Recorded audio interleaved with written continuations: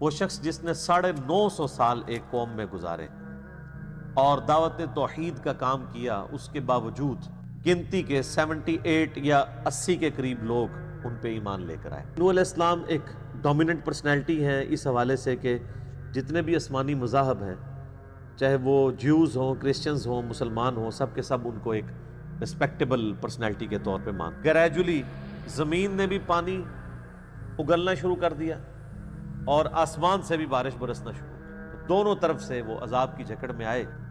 نوح علیہ السلام نے اس کو بڑی دعوت دی، لیکن اس نے کہا میں تو پہاڑوں پہ چڑھ جاؤں گا تو بچ جاؤں گا۔ تو نوح علیہ السلام نے کہا کہ بھئی آج تو پہاڑ بھی کوئی پناہ نہیں دے سکتے جب تک کہ اللہ کسی کو پناہ نہ دے، جس کی ڈومیننٹ مثال آپ کو سیدنا یوسف علیہ السلام کی ملتی ہے کہ وہ نبی تھے، رسول نہیں تھے۔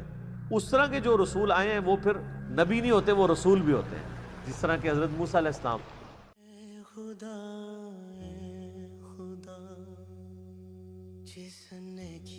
آپ دیکھیں گے پورے قرآن میں کہیں چاند کے لیے چراغ کا لفظ نہیں آیا، ہمیشہ نور کا لفظ آیا، انڈائریکٹ روشنی، اور سورج کے لیے ہمیشہ چراغ کا لفظ آیا ہے، سراج کا۔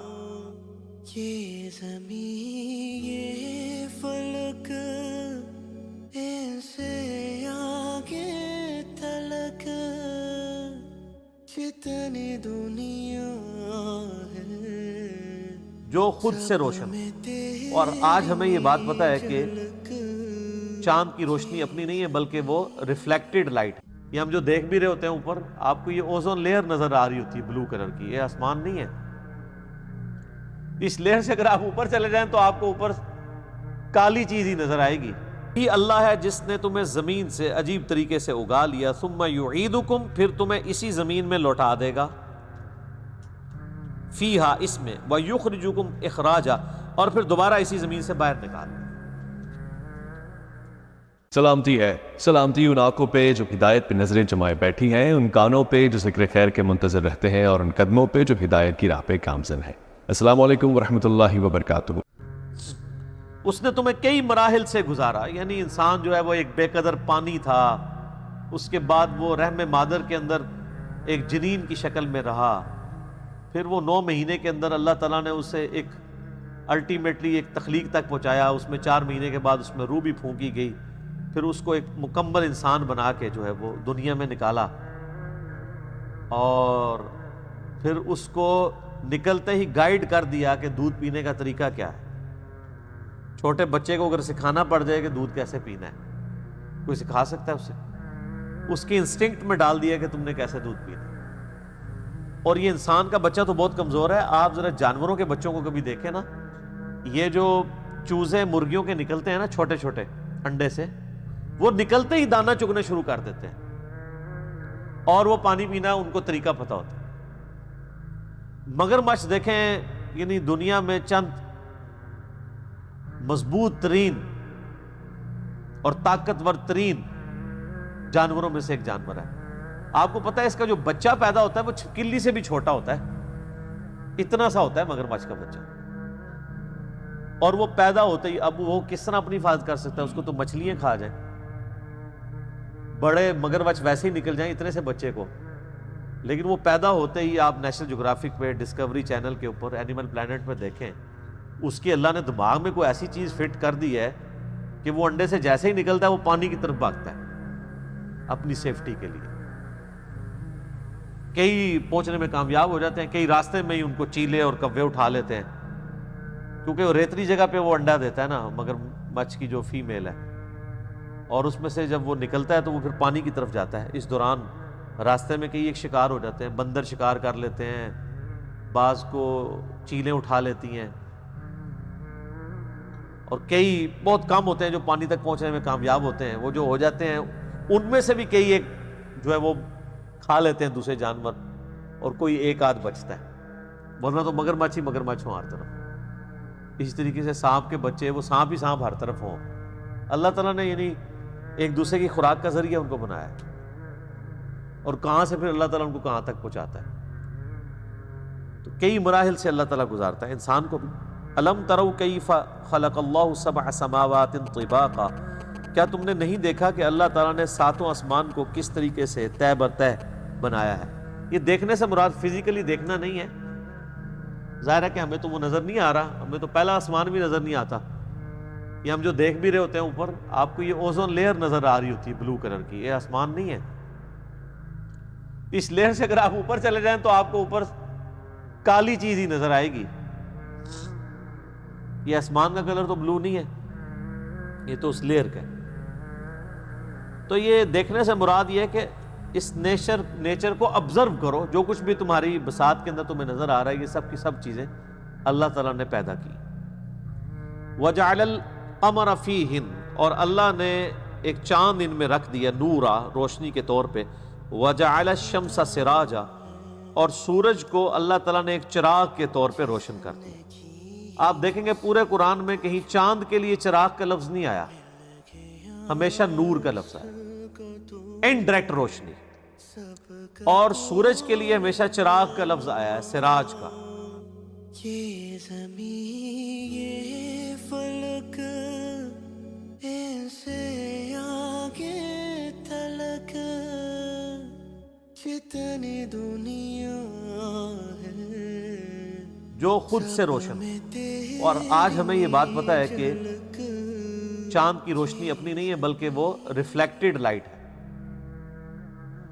زمین سے ریفلیکٹ ہو کے جو اس کے اوپر پڑ رہی ہوتی ہے، یا ڈائریکٹ اس کے اوپر سورج کی جو روشنی پڑ رہی ہوتی ہے اس کی وجہ سے وہ چمکدار نظر آتا ہے۔ آپ اگر چاند پہ چلے جائیں تو آپ کو زمین بھی اسی طریقے سے چاند کی طرح نظر آئے گی، جس طرح ہم یہاں سے چاند کو دیکھ رہے ہیں، صرف یہ ہے کہ سائز تھوڑا بڑا نظر آئے گا اس کا، ادروائز وہاں پہ بھی آپ کو ریفلیکٹڈ لائٹ ہی نظر آ رہی ہوگی، خود روشن نہیں۔ اسی وجہ سے آپ دیکھیں چاند، جب 14ویں کا چاند بھی آپ آسانی سے اسے دیکھ سکتے ہیں، سورج کو نہیں آپ دیکھ سکتے، وہ خود سے روشن ہے۔ تو اللہ تعالیٰ نے یہ سورج اور چاند کو رکھ دیا، اور ظاہر انسانیت کا تعلق تو اسی کے ساتھ ہی ہے، انسانیت پوری کی پوری انہی کے ساتھ، انہی چیزوں کی فیکٹری ہے، سورج اور چاند کی۔ باقی جتنے سیارے ہیں یا کائنات کی جو تفصیلات ہیں وہ ڈائریکٹلی ہمارے ساتھ ریلیٹڈ نہیں ہیں، اسی لیے صرف انہی چیزوں کو ذکر کیا جاتا ہے جس کو عوام الناس آبزرو کرتی ہے۔ وَاللَّهُ أَنبَتَكُم مِّنَ الْأَرْضِ نَبَاتًا، اور اللہ نے تمہیں زمین سے عجب طرح سے اگایا۔ اللہ کہہ رہا ہے ہم نے تمہیں زمین سے اگایا ہے، جس طرح یعنی بیج سے درخت زمین سے نکلتا ہے۔ کیوں؟ کیونکہ انسان کی کریشن کا جو مادہ ہے وہ جس خوراک سے تیار ہوا ہے وہ زمین سے آئی ہے، اور اس کے بعد انسان کو زندہ رہنے کے لیے جو کچھ چاہیے وہ زمین سے آ رہا ہے۔ آج دنیا سے دودھ ختم ہو جائے نا، انسانیت نہیں پل بڑھ کے جوان ہو سکتی، صرف دودھ ختم ہو جائے تو یہ بھینسیں جو دودھ دے رہی ہیں یہ بھی زمین سے آ رہا ہے۔ کیوں؟ بھینس جو چارہ کھا رہی ہے وہ کہاں سے آ رہا ہے؟ زمین سے۔ چارہ نہیں کھائے گی تو دودھ کہاں سے آئے گا؟ تو الٹیمیٹلی اس کائنات کے اندر جو یہ میریکل پلانٹ ہے زمین، اس کے اوپر جتنی بھی زندگی ہے اس زندگی کا دار و مدار اس زمین کے اوپر ہے، اور زمین کے اندر اوپر جو زندگی ہے اس کا دار و مدار سورج کے اوپر ہے۔ سورج نہ ہو تو زمین پہ کوئی بھی خوراک نہیں پروان چڑھ سکتی، نہ موسم بدل سکتے ہیں، نہ بارشیں ہوں گی، نہ ہوائیں چلیں گی۔ اللہ تعالیٰ نے سورج کو ذریعہ بنا دیا۔ تو اگر اس وقت سب سے بڑا کوئی مشکل کشا ہے نا مخلوقات میں سے تو وہ سورج ہے۔ جن بزرگوں کو آپ مشکل کشا سمجھتے ہیں نا، ان کا مشکل کشا بھی سورج ہے، کیونکہ سورج نہ ہوتا تو وہ کھا پی نہ سکتے، زندہ ہی نہ رہ سکتے۔ لیکن کبھی ہمیں یہ خیال آیا کہ ہم سورج کو پکاریں مدد کے لیے کہ المدد یا سورج، میری مدد فرمائیے، حالانکہ آپ اس کو نہ بھی کہتے تب بھی وہ آپ کی مدد کر رہا ہے، کیونکہ اللہ تعالیٰ نے اسے آپ کے کام میں لگا دیا نا، آپ کی خدمت میں لگا دی اللہ نے۔ وہی اللہ ہے جس نے تمہیں زمین سے عجیب طریقے سے اگا لیا، ثم یعیدکم، پھر تمہیں اسی زمین میں لوٹا دے گا، فیہا، اس میں، ویخرجکم اخراجا، اور پھر دوبارہ اسی زمین سے باہر نکال، اسی سے پیدا ہوئے، اسی کی خوراک سے پل بڑھ کر جوان ہوئے، اسی زمین میں لوٹا دیے گئے، اور قیامت والے دن اسی زمین سے تمہیں دوبارہ سے زندہ کیا۔ زمین میں انسان لوٹتا ہے سر۔ کسی شخص کو اگر ایئر کریش میں بھی موت آئی ہے نا، اس کے اجزاء بھی الٹیمیٹلی زمین میں گئے ہیں۔ کوئی شخص سمندر میں غرق ہو گیا ہے، اس کے اعضاء بھی الٹیمیٹلی زمین میں گئے۔ سمندر میں اگر کوئی مچھلی بھی کسی کو کھا لے تو مچھلی کو بھی موت آنی ہے. جب مچھلی کو موت آئے گی وہ بھی الٹیمیٹلی زمین میں ہی ختم ہوگی. باہر کوئی شخص جو ہے وہ روڈ ایکسیڈنٹ میں مرتا ہے، اس کو دفنا دیا جاتا ہے، وہ بھی زمین میں جاتا ہے. کوئی عام حالت میں مرتا ہے، اس کو کوئی آگ میں جلا دیتا ہے، اس کے بھی ذرات الٹیمیٹلی زمین میں چلے جاتے ہیں.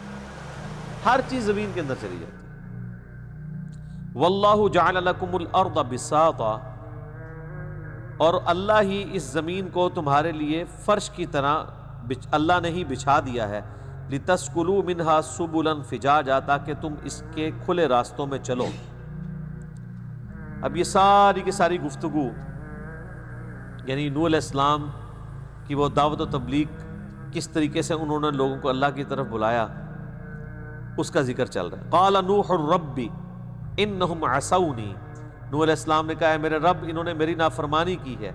واتبعوا من لم یزدہ مالہ وولدہ الا خسارا، اور یہ پیروی کرتے رہے ہیں ان کی کہ جن کو ان کی مال اور اولاد نے خسارے کے سوا کچھ نہ دیا.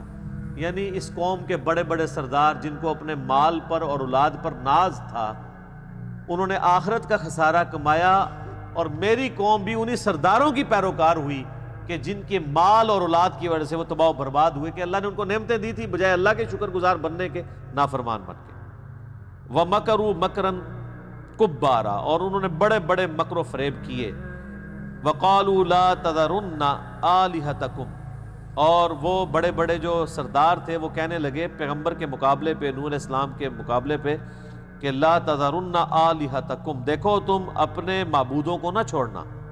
ولا تذرن ودا ولا سواعا ولا یغوث ویعوق ونسرا، اور جو تمہارے بڑے بڑے آلہہ ہیں نا جن کو تم نے خدا بنایا ہوا ہے، کون کون سے؟ ود اور سواع اور یغوث اور یعوق اور نصر، یہ 5 ان کے بڑے بڑے خدا انہوں نے گھڑے ہوئے تھے. اس کے کانٹیکسٹ میں صحیح بخاری میں انہی آیات کے کانٹیکسٹ میں صحیح سند کے ساتھ ابن عباس کا قول ہے کہ یہ 5 اللہ کے نیک بندے تھے جن کی تصویریں قوم نوح نے ان سے پہلے ان کے باوجداد نے احترام کے طور پہ پہلے اپنے گھروں میں دکانوں میں لٹکانی شروع کی کہ یہ بڑے اللہ کے نیک بندے ہیں اور ان کی وجہ سے ہمیں بھی عبادت کا شوق اور جذبہ پیدا ہوگا. یہ الفاظ پہ ذرا غور کرنا ہے کہ ان کی وجہ سے جب ہم اللہ کے اولیاء اللہ کی تصویریں دیکھیں گے نا تو ہمیں بھی جذبہ پیدا ہوگا، عبادت کا شوق پیدا ہوگا کہ یہ کتنے نیک نیک لوگ تھے. پھر وقت گزرتا گیا تو انہوں نے بت بھی تراشنے شروع کیے، اور پھر جب مزید وقت گزرا تو انہی کو سجدہ بھی کرنا شروع کر دیا. یہ پوری حدیث صحیح بخاری میں یہ سورہ نوح کی یہ آیت نمبر 23 کے کانٹیکسٹ میں ابن عباس کی موقوفاً روایت موجود ہے. اور نام ذرا دیکھیں کیا ہے، ود، سواع اور یغوث. یہ تو ایک تو ابھی تک چل رہا ہے، یہ غوث یہی ہے، یغوث جس کو مشکل کشا غوث کہتا ہے نا، غوث نہ ہو تو زمین قائم نہیں رہ سکتی. تو یہ غوث دیکھیں کب سے ہے، کب سے چل رہا ہے، یہ نام یعنی کامن ہے. تو یہ 5 انہوں نے بت بنائے ہوئے تھے اور وہ الٹیمیٹلی ایک اللہ کے نیک بندے تھے. اب ذرا اسی کا ریپلیکا اس امت میں آپ دیکھیں کہ یہاں پہ بھی لوگوں سے جب پوچھا جاتا ہے یہ مزارات آپ کیوں بناتے ہیں، وہ کہتے ہیں جی ہم ادھر کوئی بزرگوں سے مانگنے تو نہیں جا رہے ہوتے، یہ بازار اس لیے بنے ہوتے ہیں تاکہ لوگ ادھر جائیں، حاضری دیں، ان کو جذبہ پیدا ہو کہ اللہ کا جو نیک بندہ ہوتا ہے وہ اس کو مرنے کے بعد بھی دنیا یاد کرتی ہے، تو اس طرح ہمیں بھی عبادت کا جذبہ پیدا ہوگا. یہ سیم وہی چیز. لیکن پریکٹیکلی اس وقت کیا ہو رہا ہے، وہاں پہ شرکی ہو رہا ہے. ان سے ڈائریکٹلی مانگ رہے ہیں لوگ جا کے. وہ کہتے ہیں جی جاہل مانگتے ہیں، سر پڑھے لکھے بھی مانگتے ہیں. آپ پڑھا لکھا ذرا بتائیں نا، کون سا پڑھا لکھا آپ کا عالم دین ہے جو ان کے مانگنے کو شرک کہتا ہو، جو یہ پورے کا پورا سسٹم لے کے چل رہے ہیں. الٹیمیٹلی وہی کچھ شروع ہو گیا. اسی لیے بخاری اور مسلم دونوں میں حدیث ہے. میں نے اس پہ ایک ڈیٹیل لیکچر دیا ہے، مسئلہ نمبر 27 مزارات، گنبد خضرا، مسجد نبوی، اس کے اوپر. اس میں نے بخاری اور مسلم سے حدیث بتائی تھی کہ نبی علیہ السلام کی وفات کے دن تھے تو نبی علیہ السلام کی 2 بیویاں ام سلمہ اور ام حبیبہ آپس میں گفتگو کر رہی تھی کہ جب ہم حبشہ گئے تھے ہم نے ماریا نام کا ایک گرجا وہاں پہ دیکھا تھا، تو وہاں پہ کچھ تصویریں بھی لٹکی ہوئی تھی۔ تو نبی علیہ السلام اپنے آخری دنوں میں تھے، بیماری کی حالت میں آپ نے یعنی یہ باتیں جب اپنی بیویوں کی سنی تو اما عائشہ کہتی ہیں نبی علیہ السلام فرمایا یہی تو ان میں خرابی تھی کہ ان میں سے جب کوئی نیک آدمی مر جاتا تھا تو اس کی قبر پہ اس کی تصویریں لٹکا دیتے تھے، پھر قبر پہ سجدے شروع کر دیتے تھے۔ یہ لوگ قیامت والے دن سب سے بدترین مخلوق بنا کے اٹھائے جائیں گے۔ یہ حدیث بخاری اور مسلم دونوں میں، میرے ریسرچ پیپر رسول اللہ کی آخری وصیت ہے صلی اللہ علیہ وآلہ وسلم، اس میں میں نے ڈالی ہوئی ہے۔ پھر اسی طریقے سے صحیح مسلم میں ایک حدیث ہے کہ نبی علیہ السلام نے اپنی وفات سے 5 دن پہلے صحابہ اکرام کہتے ہیں ہم سے فرمایا تھا کہ دیکھنا اگلی امتوں میں سے جب کوئی نیک شخص یا ان کا پیغمبر فوت ہو جاتا تھا وہ اس کی قبر پہ سجدے شروع کر دیتے تھے، میں تمہیں منع کرتا ہوں کہ میرے ساتھ ایسا نہ کریں۔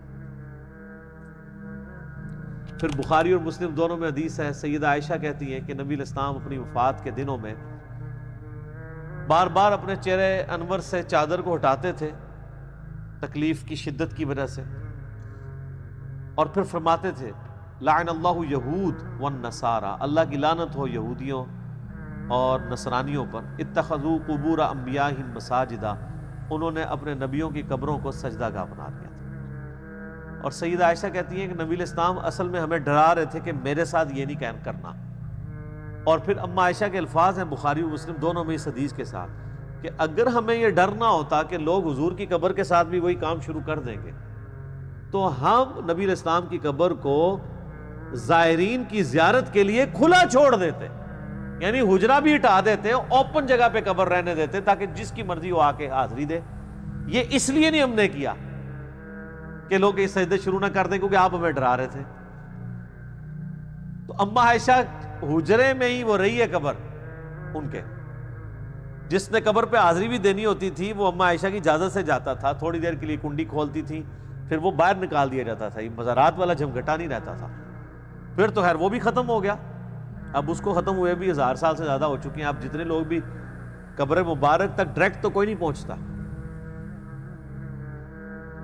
قبر مبارک کے گرد جو ایک دیوار انہوں نے یعنی ایک گول سی بنائی ہوئی ہے جس کے اندر ساری قبریں ہیں، وہ اس دیوار کے باہر سے ہی حاضری دے کے آ جاتے ہیں، ڈائریکٹ قبر تک نہیں پہنچتے، وہ تو حصار کے اندر ہے۔ تو نبی علیہ السلام کی قبر مبارک کو اللہ تعالیٰ نے اس طرح کی چیزوں سے بچا کے رکھا، اور آپ کی دعا بھی ہے مسند احمد میں، اللہم لا تجعل قبری وثنا یعبد، اے اللہ میری قبر کو وہ بت نہ بننے دینا کہ لوگ اسے پوجنا شروع کرتے ہیں۔ آپ حیران ہوں گے کہ نبی علیہ السلام نے اپنی قبر مبارک کے لیے بت کا لفظ استعمال کیا، کتنا سخت لفظ ہے۔ یہاں تو کہتے ہیں نا جی وہ نیت جب تک نہ ہو، مجھے بتائیں نبی علیہ السلام کو بت کس نے ماننا ہے؟ لیکن آپ کو خدشہ تھا کہ امت یہ کام نہ کرے۔ صحیح بخاری میں حدیث ہے، دیکھنا میری شان کو اس طرح بلند نہ کرنا جس طرح اگلے لوگوں نے عیسیٰ ابن مریم کے ماننے والوں نے، انہوں نے اپنے نبی کی شان کو بلند کیا اور انہوں نے ڈیوینٹی میں کلیم کر دیا، خدا کا بیٹا کہنا شروع کر دیا، میں اللہ کا بندہ اور اس کا رسول ہوں، مجھے اللہ کا بندہ اور اس کا رسول ہی کہنا۔ تو نبی علیہ السلام تو امت کو ڈراتے رہے ہیں، اس کے باوجود دیکھ لیں کیا کچھ ہو رہا ہے، اتنا کوئی ڈرا کے گئے ہوئے ہیں، لیکن بتایا ہے پہلے ہی، بخاری مسلم دونوں میں یہ حدیث موجود ہے کہ تم بھی اگلے لوگوں کی پیروی کرو گے، قدم با قدم بالشت بر بالشت، حتیٰ کہ اگلے لوگوں میں سے کوئی گوہ کے سوراخ میں داخل ہوا تو تم بھی وہی کام کرو گے۔ تو صحابہ کرام نے پوچھا یہ اگلے لوگوں سے مراد کیا یہود و نصارہ؟ آپ نے فرمایا اگر وہ نہیں تو اور کون لوگ مراد ہیں؟ تو یہود و نصارہ کی تمام خرابیاں اس امت میں بھی منوان اسی طریقے سے آئیں گی، یہ نبی علیہ السلام کی پروفیسی ہے۔ بعض لوگوں نے اس میں پردہ ڈالنے کے لیے نا یہ کہنا شروع کیا نہیں جی نہیں، یہ جو اس سے مراد یہود و نصارہ کا فیشن ہے، یہ نہیں ہے کہ یہودیوں والے اور نصرانیوں والے عقیدے آ جائیں گے، کیونکہ ان کے اپنے عقیدے یہودیوں نصرانیوں والے ہو چکے ہوئے تھے، اس لیے انہوں نے کہا کہ یار اس کی انجینئرنگ کرنے کی کوشش کریں۔ لیکن سر یہ حدیث کس موقع پہ ہے؟ وہ جامعہ ترمذی میں موجود ہے، غزوہ حنین کے موقع پر جو کفار عرب کے خلاف آخری جنگ ہوئی ہے نا، فتح مکہ کے بھی 4-5 مہینے کے بعد وہ غزوہ حنین ہوئی ہے قبیلہ حوازن کے خلاف. بس اس جنگ کے بعد پھر پورے عرب نے نبی علیہ السلام کو ایز اے پاور تسلیم کر لیا تھا. تو غزوہ حنین کے موقع پر نبی علیہ السلام جب اپنے صحابہ کے ساتھ جا رہے تھے تو راستے میں ایک درخت آیا جسے ذات انواد کہا جاتا تھا، جس پہ مشرکین جنگ میں فتح کے لیے برکت حاصل کرنے کے لیے اپنی تلوار تھوڑی دیر کے لیے لٹکاتے تھے یا ٹچ کرتے تھے پھر آگے چلے جاتے تھے. تو کچھ اصحاب نے عرض کی اے اللہ کے رسول صلی اللہ علیہ وآلہ وسلم آپ بھی ہمارے لیے کوئی ایک درخت مقرر کر دیں برکت کے لیے.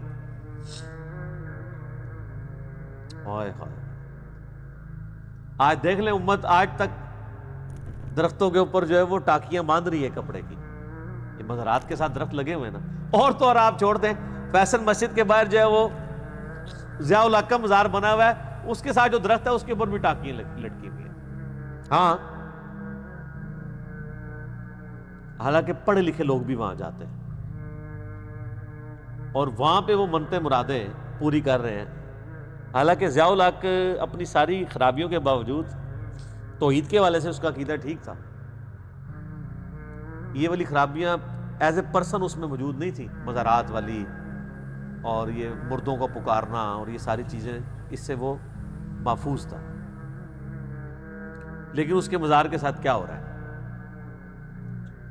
تو جب صحابہ کرام نے عرض کی آپ بھی ہمارے لیے کر دیں تو آپ علیہ السلام نے کہا اللہ اکبر سبحان اللہ سبحان اللہ، اللہ پاک ہے.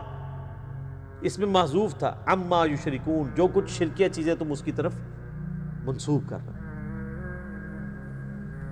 آج تو تم نے وہی بات کر دی جو موسیٰ علیہ السلام کے ماننے والوں نے کی تھی. پھر آپ علیہ السلام نے سورۃ الاعراف کی آیت نمبر 138 تلاوت کی وہاں پہ کہ جب قوم موسیٰ علیہ السلام کے ساتھ ایک جگہ سے گزری جہاں پہ کچھ لوگ بتوں پر اعتکاف کیے ہوئے تھے تو انہوں نے کہا کہ اے موسیٰ ہمارے لیے بھی کوئی بت مقرر کر دیں ہمارے رب کا کہ ہم اس پر دھیان کر کے اعتکاف کریں. تو حضرت موسیٰ علیہ السلام نے کہا جاہل قوم، میں اللہ کی پناہ میں آتا ہوں اس جاہل قوم کے اگینسٹ. آپ دیکھیں پیغمبر موجود ہے، توحید راسخ ہے، پھر بھی وہ پیغمبر کو کہہ رہے ہیں ایک بت ہمیں بنا دے. یعنی دل کاری آنا ہے نا. وہ اکثر لوگ کہتے ہیں نا جناب ہم محرم میں یا میلاد میں جب اوٹ پٹانگ کام کر رہے ہوتے ہیں نا تھوڑا بہت ساڈا بھی دل کرتا ہی ہے. یہ میں آپ کو ایگزامپل پیش کر رہا ہوں، یہ آپ کا کوئی قصور نہیں ہے. پیغمبر کے ساتھیوں کا بھی دل کرتا تھا کہ تھوڑا بہت ہم یہ بھی کام ہم بھی کر لیں. ان کاموں میں مزے ہی بڑے ہیں نا، ظواہر ہے نا، لیکن یہی تو آزمائش ہے.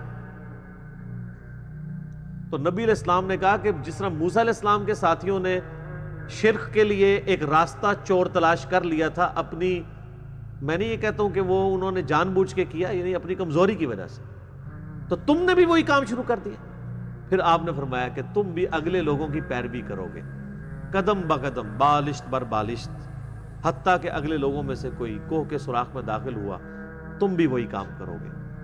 یہ جو حدیث بخاری مسلم میں آئی تھی اس کا شان نزول کہہ لیں یا شان فرمان ہمیں ترمذی سے پتہ چل گیا کہ یہ اس موقع پہ آپ نے فرمایا تھا. تو وہ فیشن کی بات نہیں ہو رہی تھی، عقیدہ توحید کے خلاف جو ایک شرکی ایکٹیویٹی جو صحابہ کرام میں سے چند لوگوں نے نبی علیہ السلام سے ڈیمانڈ کی کہ ایک درخت مقرر کر دیں برکت کے لیے، اس کے موقع پہ آپ نے فرمایا تھا جس طرح موسیٰ علیہ السلام کے ساتھیوں نے اللہ کا بت بنانے کی ڈیمانڈ کی تھی موسیٰ علیہ السلام سے، تم نے مجھ سے درخت مانگ لیا ہے. حالانکہ انالوجی کو نہیں بنتی ہے ڈائریکٹلی، انہوں نے تو خدا کا بت مانگا تھا. تو کیا صحابہ کرام نے کوئی خدا کا ایکویلنٹ درخت مانگا تھا برکت کے لیے؟ تو اصل میں امام الموحدین صلی اللہ علیہ وآلہ وسلم نے امت کو یہ عقیدہ دیا ہے کہ توحید کا مسئلہ بڑا سینسٹیو ہے. جو چیز بھی شرک کی طرف لے جاتی ہے چاہے ڈائریکٹلی لے کے جاتی ہو یا انڈائریکٹلی، وہ منع ہے. آپ کے علماء آپ کو بے شک کہانیاں کراتے رہے، نہیں وہ ایک ذاتی ہوتا ہے، قطعی ہوتا ہے، ایک مستقل بذات ہوتا ہے، ایک غیر مستقل بذات ہوتا ہے، ٹھیک ہے جی، ایک محدود ہوتا ہے، ایک لامحدود ہوتا ہے. اے بوجھ پاؤ ساری شیواں. نبی علیہ السلام نے صرف ایک درخت مقرر کرنے کو کہہ دیا کہ یہ بت مقرر کروا رہے ہو تم مجھ سے. کس کو کہا؟ صحابہ کرام کو. آپ نے اتنی احتیاط کی، اور اللہ کا شکر ہے کہ یہ فرامین اور قرآن پاک محفوظ ہے، تبھی پوری امت گمراہ نہیں ہوئی. ادروائز یہ امت بھی اسی ٹریک کے اوپر 100% چل پڑتی جس طرح اگلے لوگ تھے. یہاں پہ بھی گمراہیاں آئی ہیں، لیکن ایسا نہیں ہوا کہ پوری کی پوری قوم نے شرک کرنا شروع کر دیا ہو، پوری امت ہی شرک میں مبتلا ہو گئی. اللہ تعالیٰ نے ابھی بھی دنیا میں لاکھوں لوگ ایسے ہیں جو توحید کے معاملے میں اتنے سینسٹیو ہیں کہ ان میں وہی توحید پائی جاتی ہے جو نبی علیہ السلام کی موجودگی میں آپ کے تربیت یافتہ صحابہ کرام میں جو قرآن کی توحید نبی علیہ السلام نے کوٹ کوٹ کے بھری تھی نا، وہی ان کے اندر آج بھی پائی جاتی ہے، اور بالکل کمپرومائز کرنے کے لیے تیار نہیں ہوتے.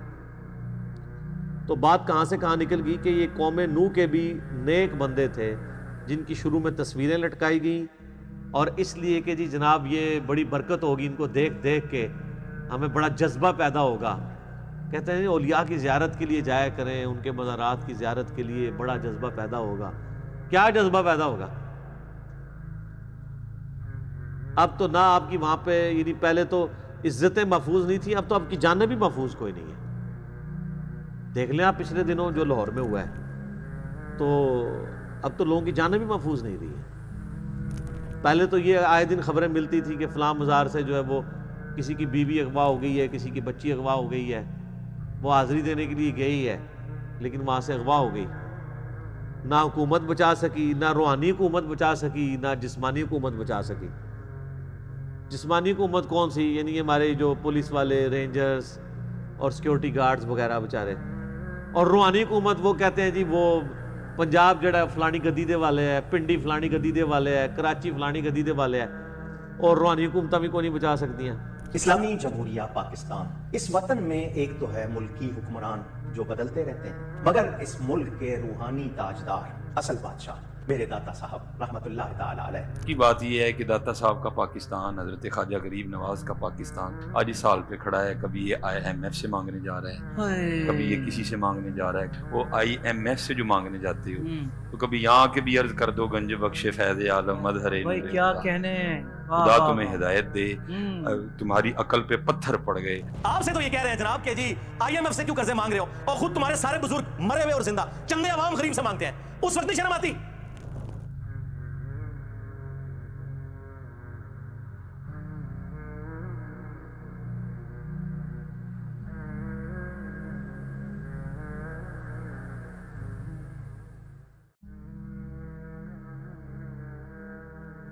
عام بندے بیمار ہوتے ہیں، ان کو درباروں میں لے کے جاتے ہو، اور درباروں میں بیٹھے ہوئے بیمار ہوتے ہیں تو انہیں آغا خان اور شفا انٹرنیشنل لے کے جاتے ہو. اس وقت لے جایا کرو نا وہاں پہ اور کہا کرو گنج بخش فیض عالم مظہر نور خدا.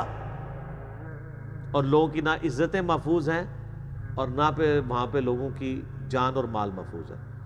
میرے خیال ہے اب بھی اگر کسی کو سمجھ نہ آئے تو اس کو اپنی عقل کا علاج کروانا چاہیے. اچھا وہ آپ کو پتہ ہے نا، کچھ سال پہلے وہ 11 ستمبر کے دن کعبہ شریف میں کرین گری تھی اور کچھ وہاں پہ حاجی جو ہیں وہ یا عمرہ کرنے والے زائرین وہ شہید ہو گئے تھے. تو وہ مزارات پہ بم پھٹنے والی جو پارٹی ہے نا، وہ بڑی خوش ہوئی تھی اس دن. ہاں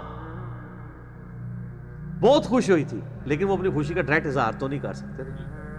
ہاں جی، کلپ ان کے آئے، ان کی پھر فیس بک پہ پوسٹیں آئیں کہ ہاں جی جو ہمیں کہتے تھے کہ یہ جو بزرگان دین ہیں یہ قبروں کی حفاظت نہیں کرتے ہیں، تو تمہارے خدا نے کدھر کعبے کی حفاظت کر لی ہے.